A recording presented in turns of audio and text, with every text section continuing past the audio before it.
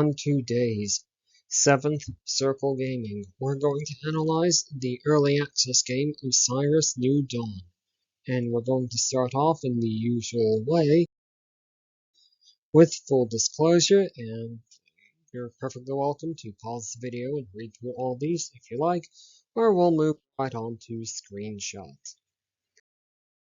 Now, the first screenshot that we have to share with you is just meant to be illustrative of what the game world looks like, as well as the user interface. It's pretty simple, although its reliance on graphics over any sort of specific percentages can be a little bit confusing at first.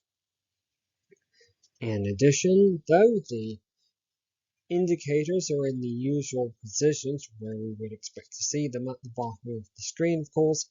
On the lower left are the typical health and hydration, etc. indicators, as well as the oxygen meter and the currently equipped tool or weapon. At the top right, occupying its typical place, is the mini-map.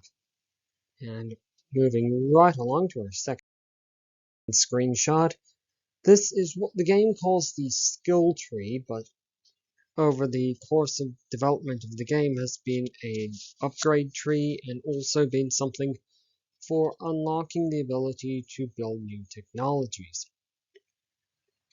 What that will become in future, we can't necessarily say, but this is one thing that is going to be important for players to pay attention to, is that this is where the character stats can be upgraded, and even during our evaluation sessions we did miss that until very recently.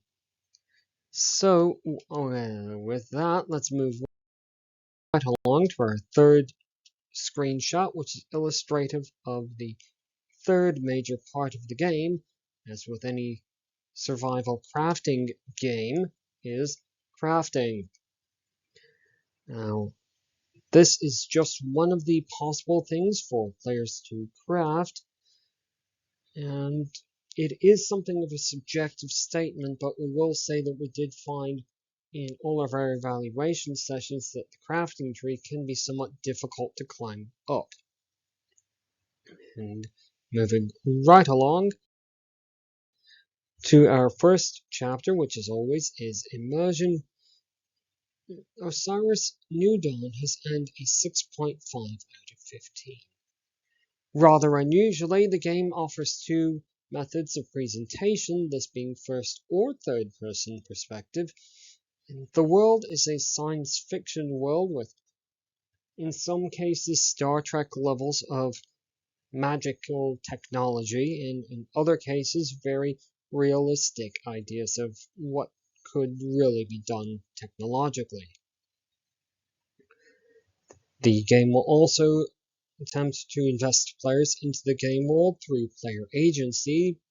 At the start of any game, or what we might term a run, players can shape their character in certain ways to their preference. They can customize the look, they can name the character, and they can choose from a variety of archetypes, all of which will impact gameplay in some ways more directly than others. The game will be attempting to utilize challenge to immerse players into the game world. This is going to take the form of scarce resources. In particular, we did find some that were very difficult to locate. The game will also be attempting to utilize combat to get players invested into the game world. This is where this is going to become something of a running theme with this analysis, is the idea that it is attempting to be the Dark Souls of survival crafting games.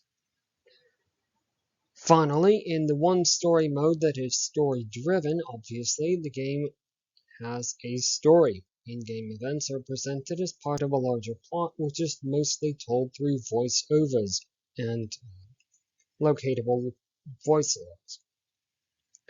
Moving right along to difficulty here, Osiris has earned a 2.5 out of 15. The game offers only basic options for difficulty. It does have some somewhat unusual keyboard commands, preferring the function keys over tab and I or Q or whatever else the player might be used to. The game does seem to prefer a keyboard and mouse over a gamepad. Certainly in our evaluation sessions, we did find that even using a gamepad, we had to resort to utilizing the keyboard and mouse for a fair number of functions. One other thing that we would point out is that it does seem that certain character archetypes do seem to be more advantageous than others. However, we can't necessarily guarantee that that is going to be correct over all of the different game modes. And with that, let's move on to our lasting appeal. Here, Osiris New Dawn is earned a 4 out of 15. It does not have any mod support at present. It also lacks DLC, although for an early access game that would be somewhat unusual for it to have that. But still, it is something to note. There are 3 ways to engage with the software. The game does seem to support or prefer short play sessions. Players might become frustrated with the game if they played for a longer period, say 30 minutes or more, because the game could be described as unforgiving. On the other hand, the game does have a science fiction setting, which some players will find very appealing. And with that, we'll just sum up here with the overall score, which is 4.33 out of 15.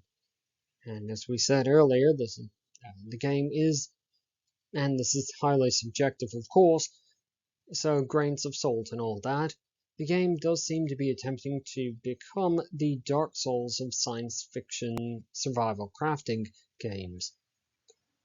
In all of our evaluation sessions, again, we did find it somewhat difficult to climb up the tech tree, and the presence of optimal start conditions we